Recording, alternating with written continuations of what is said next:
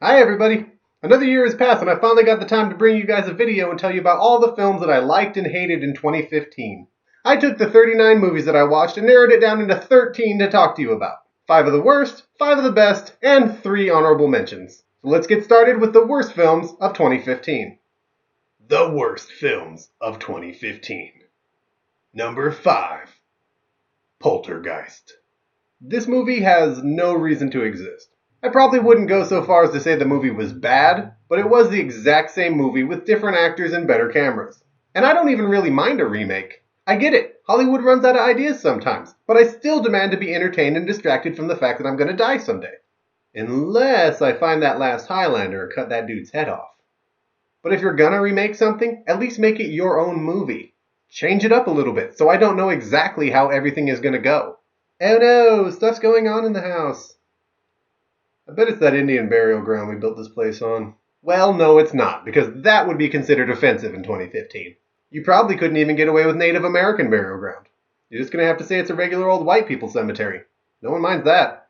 All that being said, I do still recommend that you see Poltergeist. But the original one, not this one.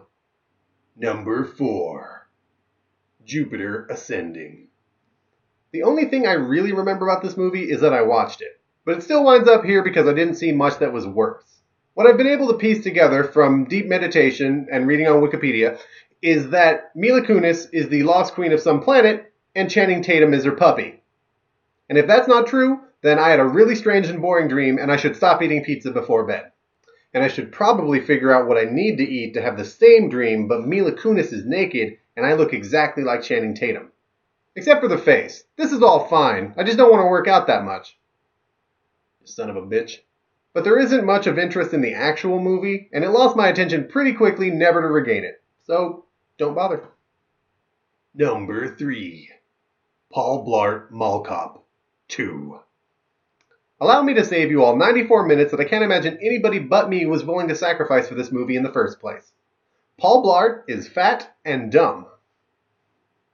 That summarizes the entirety of their comedic attempts in this movie, and they don't really work out the way I assumed they intended. Unless this movie intended to make me cringe, then it's brilliant. But operating under the original assumption that this movie was intended to be a comedy, this movie is terrible. So it does live up to what it advertises, because I'm sure that nobody is surprised at how this movie turned out, but I'm not going to recommend that you bother finding out for yourself. Hopefully you don't need me to say this, but don't watch this movie. Number 2. Fantastic Four. How can you make a Fantastic Four movie worse than the ones that you've already made? The other two were really stupid, but at least they had a couple of fun moments. So here's what you do.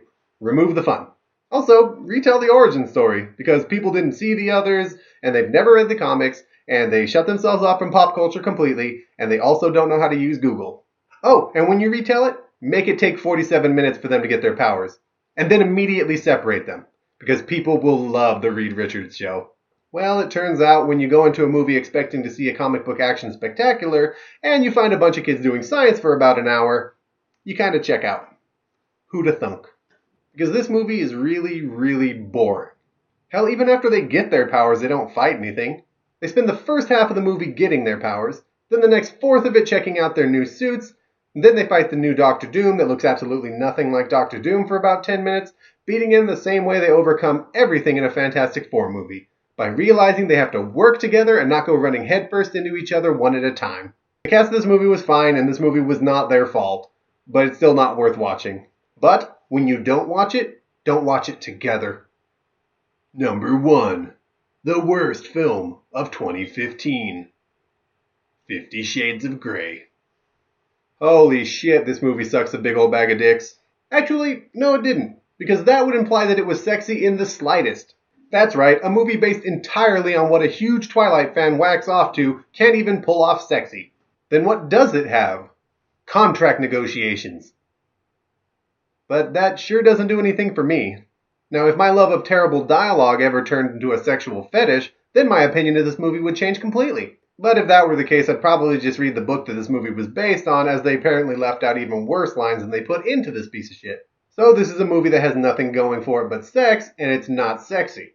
It has an awful story, if you'd be so bold as to call it a story, terrible dialogue, unlikable characters, and nudity that you actually get bored of because it's basically the same girl naked over and over and over again.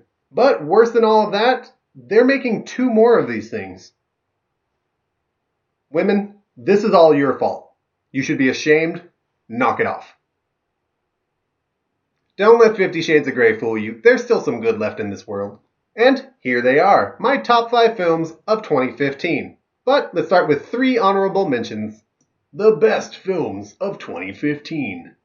Honorable mentions. My first honorable mention is Mad Max Fury Road, which is a spectacular feat of an action movie with ridiculous over-the-top stunts that real people actually endangered their lives to entertain us with. It didn't have much of a story, but it felt like that was almost intentional. I really liked this movie, I just didn't like it nearly as much as everyone else seemed to. My next honorable mention is Trainwreck, because it was really great and hilarious and had some solid emotional moments, but it had some stiff competition to live up to this year. It still deserves an honorable mention, and a watch. My next honorable mention is Creed, because I'm always surprised when they're able to bring these kind of movies back and actually have them live up to the original. But Creed actually does it. It has a great emotional story and performances that should be enough to bring tears to the eyes of any human being, especially if you're a fan of the Rocky series. Number 5. The Martian. This movie got such a talking up that it scared me off of it for a while. How could it possibly live up to all the hype that I was hearing? And how interesting can a movie be that's just Matt Damon on a planet with no one to talk to?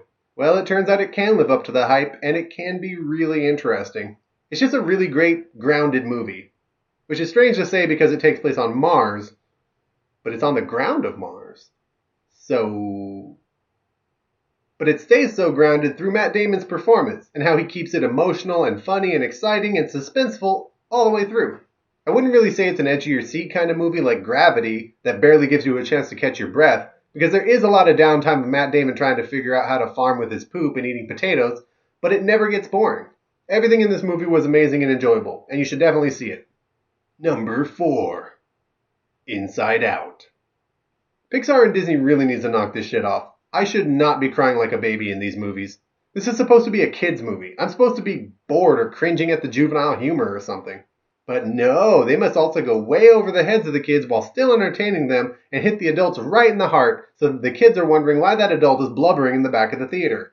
The story of Inside Out is a fairly basic adventure, but the real magic of the movie comes from the personified feelings inside the mind of the little girl dealing with some real shit. They created such a completely realized world that perfectly represented the emotional landscape and led to such a fantastic, touching, and often humorous movie that had me laughing and crying in equal parts, even on repeated viewings. And the voice cast was perfect in every way. You should have already seen this movie, whether you have kids or not, and you simply must enjoy it. If you don't, I have nothing more to say to you. Number 3. Avengers: Age of Ultron. So anyone that knows me or my reviews probably expected this movie to be on the list, but for it to be so low is surprising even to me. I would say I wasn't as turned on in this movie as I was in the first Avengers movie, but it still got me there. The story of this movie is what it needs to be to further the series, but the action was fantastic and there's some real good humor in there as well. And I still love the whole cast. Even the new additions of Aaron Taylor-Johnson and Elizabeth Olsen. And it's nice to see Paul Bettany getting out of the voiceover booth and getting his hands dirty. Also, James Spader absolutely kills it as Ultron. I guess the only complaint I had is that I wasn't really happy with what happened to Quicksilver in the end of the movie. But in a comic books movie, you can't really trust that kind of thing to stick anyway. It also didn't really hinder my enjoyment of the movie as a whole. Hell, the Hulkbuster fight alone would have made me happy with the whole movie, but they went and added a few other things anyway. Number 2. Ant-Man. Hey, I'm as surprised as you are that I'm putting this movie over Avengers 2. I mean, I typically love Marvel movies, but I had no particular interest in the character of Ant-Man, so I wasn't really sure I'd end up being that interested in his movie. But they pulled it off expertly. They overcame my lack of interest in his character by putting him in a really fun movie. The story itself is as basic as most comic book movies are, but this one actually plays itself more like a comedy than your typical comic book action movie. Don't get me wrong, there's some great action and some plot and some sentimental moments, but it seemed that the focus was on the jokes. And the performances were also great. I mean, we all know that Paul Rudd delivers in comedies, but Michael Pena really stole the show whenever he was on screen. That dude was hilarious. This movie made me a fan of Ant-Man. Or at least his theatrical outings. Or at least this movie. Go see this movie. Number 1. The best film of 2015. Star Wars: The Force Awakens. I'm not one of these people that sees a movie multiple times in theaters. Nor will I typically even see a movie the week of its release because I hate people so much. For this movie I did. I tried to keep my hopes low. I tried to remind myself how excited I was for The Phantom Menace when it was coming out, and then how I felt once I saw it. But after about 2 days of hearing rave reviews from my friends, and spending my days terrified of the internet for fear of spoilers, I decided it needed to go down. Worth it. I mean, I guess I should have known. I wasn't a fan of Star Trek until they gave it to J.J. Abrams, and I loved those movies. So what would happen if they gave the same guy the movie that is essentially my childhood?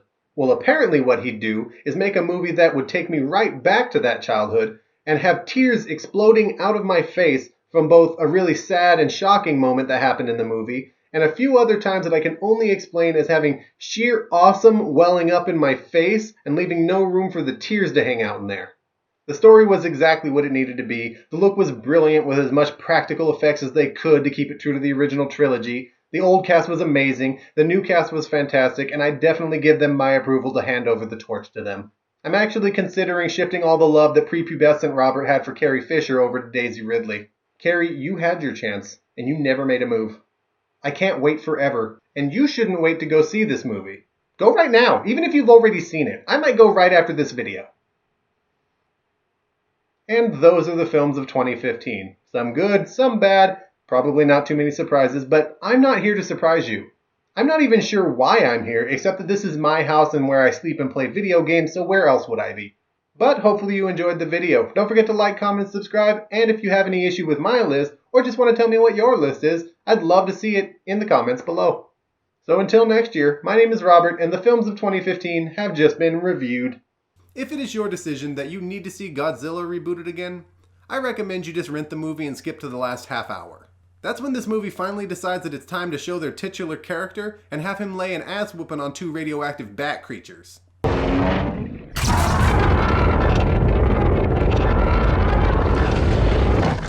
Also, if you're going into this movie expecting to see a giant asexual iguana and Matthew Broderick, you'll be pleasantly surprised to see that it's actually Godzilla.